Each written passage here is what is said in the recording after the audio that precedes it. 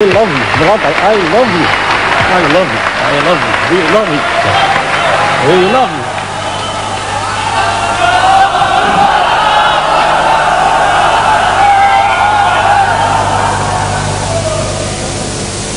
Thank you. أعوذ بالله من الشيطان الرجيم. بسم الله الرحمن الرحيم. بل نقذف بالحق على الباطل فيدمغه فإذا هو زاهق ولكم الويل مما تصفون. صدق الله مولانا العظيم. Monsieur le Président, respectable orateur, mes chers frères et sœurs, le sujet « Jésus est-il Dieu ?» peut facilement être traité en lui opposant une question. Jésus a-t-il prétendu être Dieu? A-t-il dit « Je suis Dieu » A-t-il dit « Adorez-moi et croyez-moi », Monsieur le Président, Mesdames et Messieurs, il n'y a pas une seule déclaration équivoque dans aucun des 66 livres de la Bible, ni dans les 73 de celle catholique romaine, dans laquelle Jésus dise « Je suis Dieu » ou dans laquelle ils disent « Adorez-moi ». Il n'y a pas. J'aurais été très heureux d'entendre Jésus de la bouche de Jésus, cette déclaration simple, directe, explicite, « Je suis Dieu » ou « Adorez-moi ».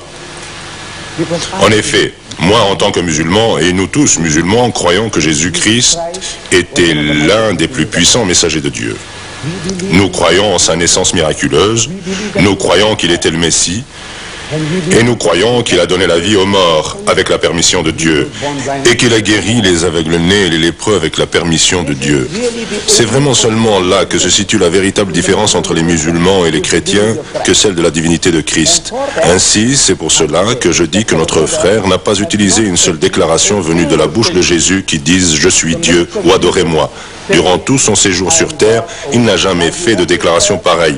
Bien sûr, mon frère aura encore l'occasion, mon frère Solouche, de reprendre la parole et peut-être pourra-t-il m'indiquer où il y a une telle déclaration en cas d'oubli de sa part. Au mieux, a-t-il pu citer un passage de l'Apocalypse où il est dit, et ces paroles sont censées être de Jésus, « Je suis l'alpha et l'oméga », ce qui signifie « je suis le premier et le dernier ».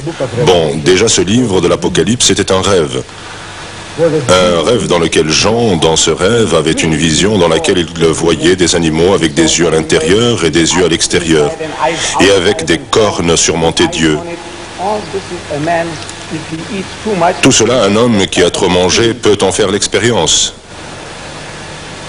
Alors pourquoi Jésus est-il venu sur cette terre? Nous allons analyser ce qu'il a vraiment dit et ce qu'il a fait.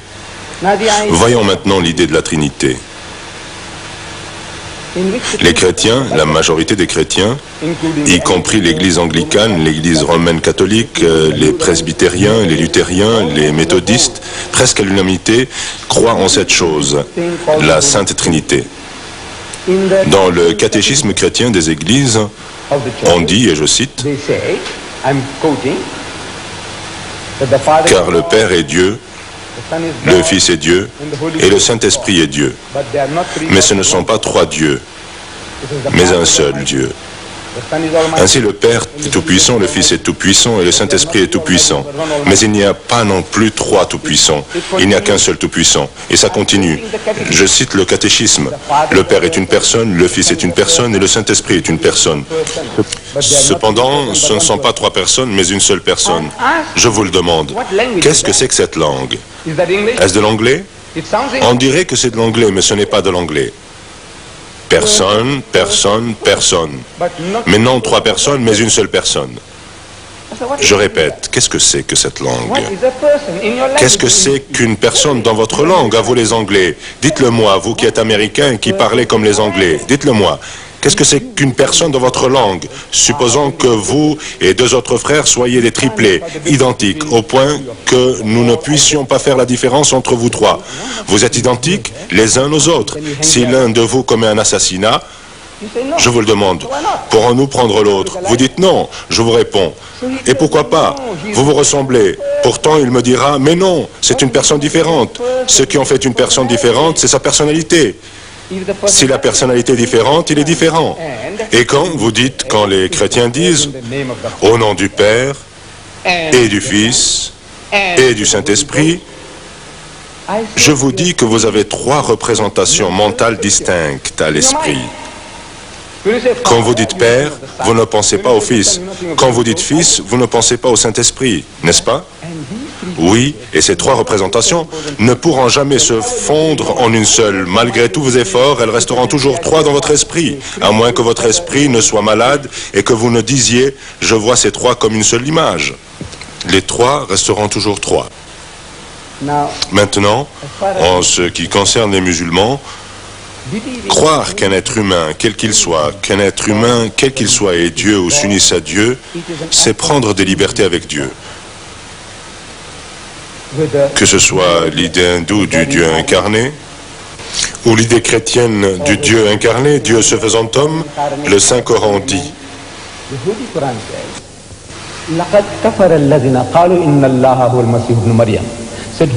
Quiconque dit que Jésus, fils de Marie, est Dieu, blasphème, trahit Dieu.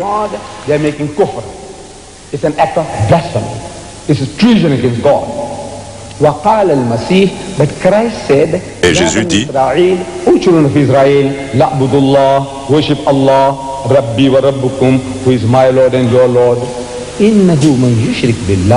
whoever will associate anyone with Allah, فقد حرم الله الجنة, Allah will make Jannat haram for them. Heaven will be Jésus dit aux fils d'Israël, adorez Allah qui est mon Seigneur et le vôtre. Quiconque associe quelqu'un à Dieu sera interdit de paradis et voué à l'enfer. Et personne n'aide les injustes. Et Jésus-Christ parle de ton, votre Père dans les cieux. Il s'agit de votre Père et de mon Père. Là encore, il a commencé à puiser dans l'évangile de Saint Matthieu, dans le chapitre 1, verset 1. Vous rencontrerez cette expression, votre Père, ton Père, votre Père, ton Père, 13 fois avant le premier mon Père. C'est une situation étonnante. 13 fois, il vous dit que le Dieu Tout-Puissant est le Père de chacun. Métaphoriquement, il est le créateur, le soutien, celui qui épanouit, celui qui chérit chacun. Il est le père de tous, mais physiquement, il n'engendre pas. Parce qu'engendrer est un acte animal qui relève des fonctions inférieures animales du sexe. Par conséquent, nous n'aurons pas le toupet de prêter à Dieu cette qualité en disant que Dieu a engendré un fils. Bien que les chrétiens continuent de répéter les mots « Fils de Dieu, Fils de Dieu, Fils de Dieu », et vous de dire « Et Adam ». Vous dites « Combien de fils a-t-il eu » Les chrétiens dans leur ensemble vous diront alors « Un ». Je dis « Vous ne lisez pas votre Bible, vous ne lisez pas votre Bible correctement. Sachez que Dieu dans la Bible a des tonnes et des tonnes de fils. » Vous connaissez, la tonne est une ancienne mesure de capacité, des tonnes. Les fils de Dieu virent que les filles des hommes étaient belles et ils en prirent pour femmes parmi toutes celles qu'ils choisirent. Genèse 6, verset 3. Après que les fils de Dieu furent venus vers les filles des hommes et qu'ils leur eurent donné des enfants, ce sont ces héros qui furent fameux dans l'Antiquité. Exode 4, 22. Dieu dit, Israël est mon fils et même mon premier fils dans le livre de Jérémie, Jérémie 31, 9. Israël est mon fils et même mon premier fils dans le Nouveau Testament, Romains 8, 14. On nous dit, tous ceux qui sont conduits par l'Esprit de Dieu sont fils de Dieu. Chaque fois, nous pouvons entendre, si vous suivez la volonté et les plans de Dieu, vous êtes une personne pieuse. Dans la langue des Juifs, dans l'idiome des Juifs, on dit fils de Dieu, ce qui signifie une personne juste. Mais les chrétiens de dire non, non, non, Jésus n'est pas comme cela, il est engendré et non pas fait. Alors je vous demande, s'il vous plaît, de m'expliquer. Je m'adresse aux personnes de langue anglaise. Expliquez-moi, s'il vous plaît, qu'essayez-vous de montrer? Quand vous me dites qu'il est engendré et non fait, qu'essayez-vous vraiment de me dire? Et croyez-moi, aucun chrétien en 40 ans n'a été en mesure d'ouvrir la bouche pour me dire ce que cela signifie. Il a fallu pour cela un Américain, mon frère Soros. Il a fallu que ce soit un Américain. Il a dit, cela signifie procréer par Dieu. Et moi, quoi? Et lui de répondre, non, non, non, vous m'avez demandé ce que cela signifie, je vous dis ce que cela signifie, et non que je crois que Dieu ait procréé un fils. Quoi qu'il en soit, voici Jésus-Christ. Je ne sais pas. En tout cas, pour les musulmans, c'est un blasphème de dire que Jésus est Dieu. Mais il y a aussi un autre blasphème vu du côté des chrétiens. Voyez-vous, les chrétiens orthodoxes, les chrétiens anglicans, les méthodistes et tous les catholiques romains, ils croient tous en la Sainte Trinité. Et ils disent que Jésus est la deuxième personne de la Trinité. Vous n'entendez jamais les mots au nom du Père et du Fils et du Saint-Esprit. Vous n'entendez jamais au nom du Saint-Esprit et du Fils et du Père. Jamais. Vous n'entendez jamais au nom du Fils et du Saint-Esprit et du Père. Cela doit toujours être au nom du Père, du Fils et du Saint-Esprit. Il est toujours la deuxième personne de la Trinité. Pour la chrétienté, dire que Jésus est le Père est une hérésie. Pour l'Église chrétienne, selon l'optique musulmane, attribuer un caractère divin à un être créé, quel qu'il soit, est un blasphème. L'attribuer à toute autre chose supérieure est un blasphème. Mais dans l'optique chrétienne, dans l'optique des églises anglicanes, méthodistes, luthériennes, de toutes, dire ou avoir la témérité de dire que Jésus est le Père était avant une hérésie, laquelle était condamnée et frappée d'excommunication par l'Église catholique romaine il y a plus de 1000 ans de cela. Elles l'ont abandonnée. Vous allez me dire, mon frère Soros, mais je ne sais pas pourquoi il cache le fait qu'en réalité il croit que Jésus est le Père.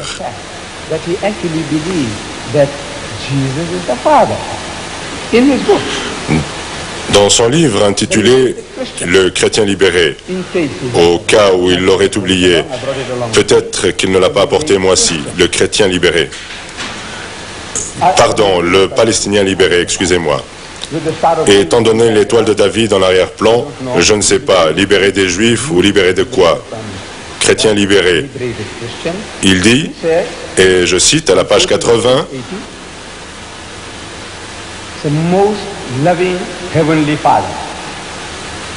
le plus aimant Père céleste, je te remercie pour les miracles que tu as accomplis dans ma vie. Le plus grand de tous les miracles a été que tu m'as aimé suffisamment pour mourir pour moi. Qui? Le Père est mort pour lui? Cela, dans l'histoire de l'Église, comme frère Soros sera en mesure de le confirmer étant maître de théologie, est une ancienne hérésie qualifiée de patripassianisme ou de monarchianisme ou de sibyllisme. Vous ne devez pas vous effrayer de ces mots à rallonge, mais c'est dans l'histoire des églises et elles excommuniaient il y a de cela quelques 1000 ans. Mais c'est lui qui est le Père. Cependant, Jésus contredit cette affirmation qui dit « Et n'appelez personne sur la terre votre Père, car un seul est votre Père, celui qui est dans les cieux. » Matthieu 23, 9. Et Jésus est un homme de la terre, qui marche sur cette terre. C'est ce que Pierre justifie dans le livre des Actes des Apôtres, chapitre 2, verset 22. Il déclare « Hommes israélites, écoutez ces paroles. Jésus de Nazareth, cet homme, un homme à qui Dieu a rendu témoignage devant vous par les miracles, les prodiges et les signes qu'il a opérés par lui au milieu de vous. Ne l'a-t-il pas fait? Que Dieu a opéré par lui? Il a utilisé Jésus. Dieu Tout-Puissant a utilisé Jésus, que Dieu a opéré par lui au milieu de vous, comme vous le savez vous-même. Donc il n'est pas le Père. Il dit aux Juifs, vous n'avez jamais entendu sa voix, la voix de Dieu, jamais. Vous n'avez pas entendu la voix de Dieu, jamais. Ni vu sa face, ni sa forme. Jamais. Les Juifs avaient Jésus devant les yeux et ils l'écoutaient. Ils n'étaient pas d'accord avec le message, mais ils l'écoutaient. Ils n'étaient pas sourds. Tous les Juifs qui réagirent à ce message, ils écoutaient, ils entendaient, ils voyaient. Ils voulaient le lapider et ils s'éloignaient, ils s'enfuyaient, ils se cachaient. Ils voyaient sa forme, mais il disparaissait. Non pas en s'évanouissant dans les airs, mais en se cachant et en courant se mettre hors de leur portée, d'après la Bible. Par conséquent, il ne saurait être le Père, pas plus qu'il ne saurait être ce Dieu.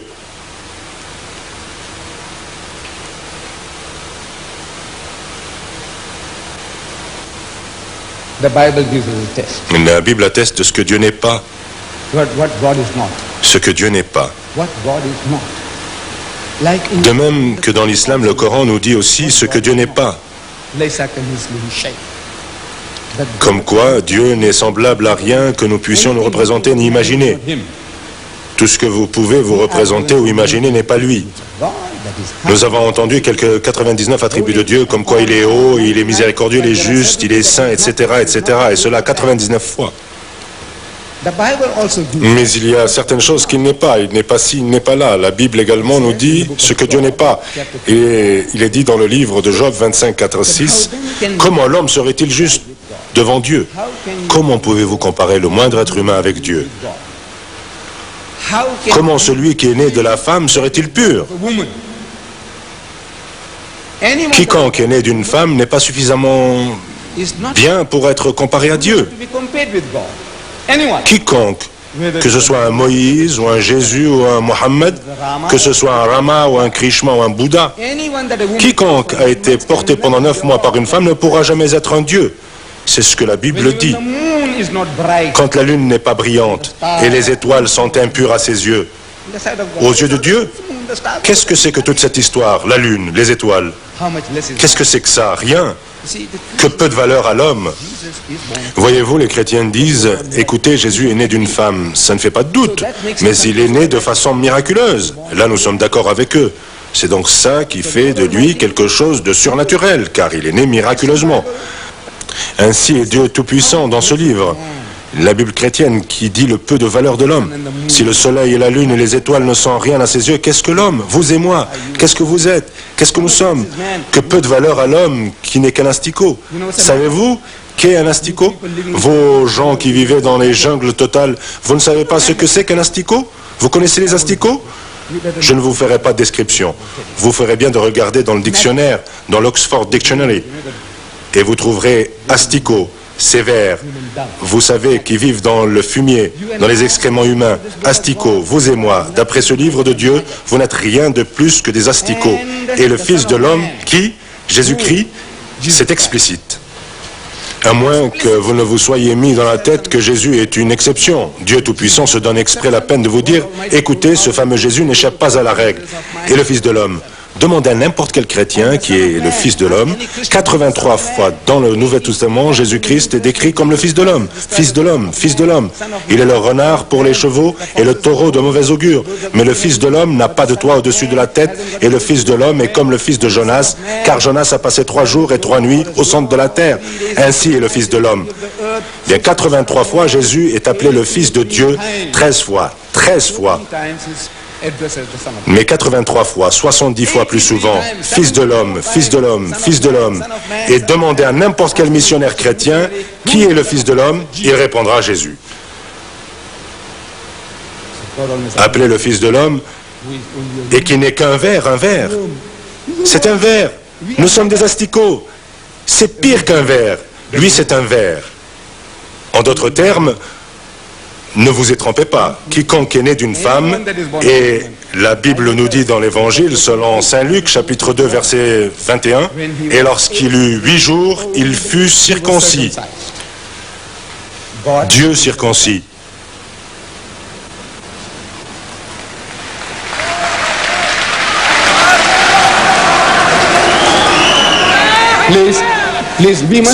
S'il vous plaît, vous devez suivre les conseils qui nous ont été donnés au début, de ne pas applaudir maintenant.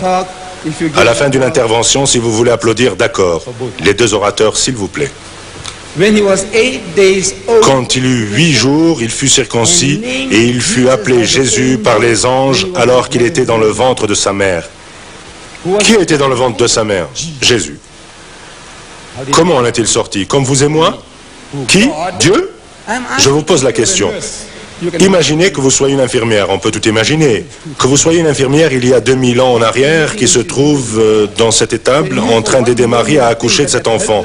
Pourriez-vous vous imaginer un seul moment que cette petite créature sans défense et d'une saleté repoussante soit votre Dieu, votre Jéhovah, votre Allah? Non, l'esprit humain rejette l'idée de cette petite créature chétive qui a rendu sa mère impure pendant 40 jours. C'est ce que dit la Bible, qu'elle a dû être purifiée après 40 jours. Qu'est-ce qui l'a rendue impure? C'est la naissance du Dieu saint qui l'a rendue impure? Non, c'est un enfant humain, comme vous et moi, qui a rendu Marie impure pendant 40 jours. Elle l'a porté 9 mois. En Angleterre, les anglicans aujourd'hui sont un peu plus raisonnables que les évangélistes. Il y a eu un atelier réunissant des évêques anglicans en juin dernier, ici, au Royaume-Uni. Et plus de la moitié des évêques d'Angleterre ont déclaré que les chrétiens ne sont pas obligés de croire que Jésus-Christ est Dieu.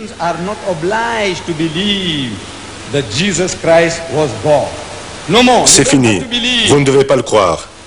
Si mon salut et le vôtre en avaient dépendu, car votre salut, si vous êtes chrétien, les chrétiens croient que Jésus doit mourir en tant que Dieu, car un homme ne peut pas prendre sur lui les péchés du monde. S'il meurt sur la croix, nous dirons, ils ne l'ont pas tué et ils ne l'ont pas crucifié. Nous l'avons prouvé en juillet ici même, nous n'allons pas nous arrêter sur ce point. Mais il faut que les chrétiens croient que Jésus doit mourir en tant que Dieu et non pas en tant qu'homme. Parce qu'un simple homme ne peut pas prendre les péchés du monde. Donc Dieu est mort. Vous le demandez? Croyez-vous que Dieu est mort? Vous dites qu'il est éternel et éternellement mortel? Et il est mort? Vous voulez donc savoir s'il meurt, ce qu'il advient de sa création? Vous connaissez le courant électrique? Le courant. D'où provient le courant? Le courant de cette salle, d'ici. Il provient d'une sous-station ou d'une station de secours. S'il le coupe là-bas, à quoi vont vous servir tous ces interrupteurs? Fini. Le courant est parti, vous vous retrouvez dans l'obscurité. C'est Dieu Tout-Puissant. Si sa vie s'est éteinte, qui fait tourner son univers? Qui lui permet de continuer à tourner? Pendant 3 jours et 3 nuits, il était absent dans le sépulcre, d'après les chrétiens, chez les morts. Pendant 3 jours et 3 nuits. Pendant 3 jours et 3 nuits. Qui surveillait l'univers? Qui? Non, non. Je dis que Jésus-Christ n'a jamais, à aucun moment, prétendu qu'il était Dieu, ni demandé qu'on l'adore. Au contraire, il a dit, « Mon Père est plus grand que moi. » Il dit, « Mon Père est plus grand que tous. » Jean 20, 29. Il dit, « Je ne puis rien faire de moi-même. » Jean 5, 30. Il a dit, « Je ne puis rien faire. » Dieu peut tout faire, faire n'importe quoi.